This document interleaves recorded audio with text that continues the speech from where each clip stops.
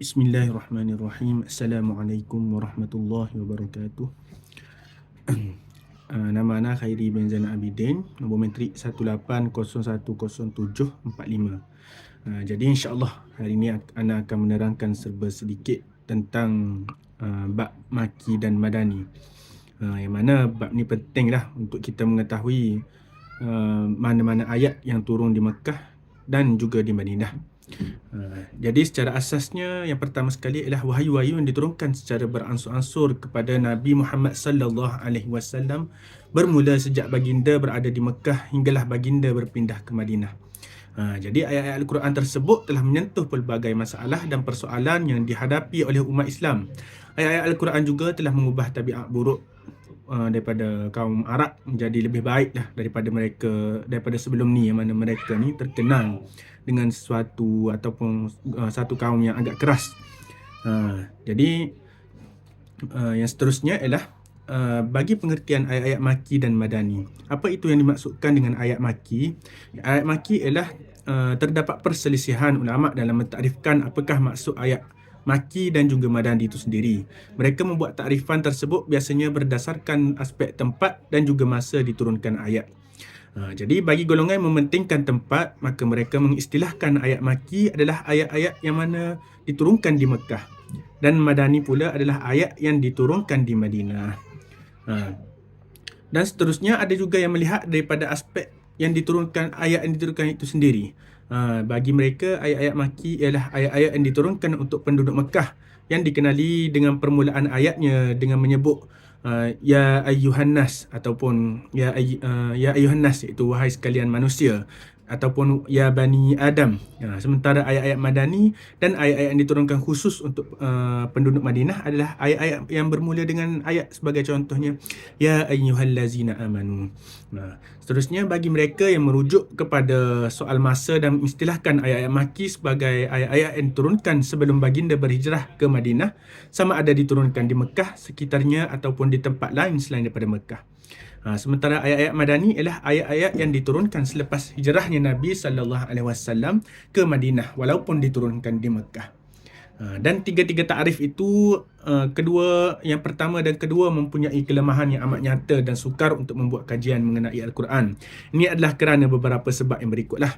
Yang pertama sekali ialah sukar untuk menentukan ayat yang tidak diturunkan di kedua-dua tempat tersebut. Misalnya ayat yang diturunkan di Baitul Maqdis, seperti ayat surah Az-Zukhruf ayat ke-45, dan sulit juga untuk menentukan ayat-ayat yang tidak mempunyai kitab ataupun kata tuju dalam ayat yang dinyatakan di atas. Sebagai contohnya ayat yang ditujukan khas kepada Nabi sallallahu alaihi wasallam sendiri, kepada orang munafik, orang-orang kafir, dan juga ayat-ayat yang hanya mengandungi kisah-kisah para nabi dan rasul terdahulu. Dan seterusnya ialah surah-surah Al-Quran yang disebut sebagai maki dan madani. Para ulama telah sependapat membahagikan 114 surah daripada Al-Quran itu kepada surah Al-Maki dan Al-Madani seperti berikut. Surah Al-Maki sebanyak 82 surah, dan yang bakinya adalah surah-surah surah Madani. Jadi bagaimana pula dengan ayat-ayat yang dihukum maki dan madani ini? Selain dari itu, terdapat juga ayat-ayat yang diturunkan di Mekah tetapi dihukumkan madani, dan diturunkan di Madinah tetapi dihukumkan maki. Ayat-ayat itu dihukumkan demikian kerana melihat dan meneliti kandungan dan tajuk yang dibawa oleh ayat-ayat tersebut. Sebagai contoh, surah Al-Hujurat ayat 13 yang diturunkan di Mekah, dan sebagai contoh ayat yang diturunkan di Madinah tapi dihukum sebagai maki ialah ayat di dalam surah Al-Mumtahanah yang diturunkan di Madinah. Jadi gitulah serba sedikit contoh untuk kita mendalami kepentingan kita, kenapa kita perlu belajar ilmu maki dan madani ni. Bila kita belajar, dapatlah kita ketahui yang mana sebagai contoh asbabun nuzul ayat, kenapa ayat itu tu diturunkan, nasih dan mansukh ayat mana yang turun dahulu dan ayat mana yang diturunkan selepas daripada itu. Jadi hikmah dia ialah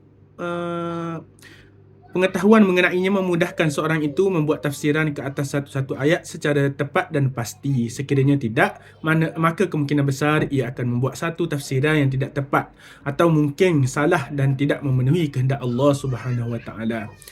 Seterusnya ialah dengan pengetahuan tersebut membolehkan kita menentukan ayat-ayat nasikh dan mansukh, dan kepastian mengetahui bab ini akan menambah keyakinan kepada Al-Quran dan agama Islam itu sendiri kerana ketelitian umatnya demi kesejahteraan umat seterusnya. Jadi semua yang ulama-ulama ulum Quran susun berkenaan dengan ayat maki dan madani ini tak lain tak bukan untuk kebaikan kita sendiri untuk masa hadapan. Jadi insya-Allah sekadar itu dulu perkongsian anda pada masa ni. Wabillahi taufiq hidayah. Assalamualaikum warahmatullahi wabarakatuh.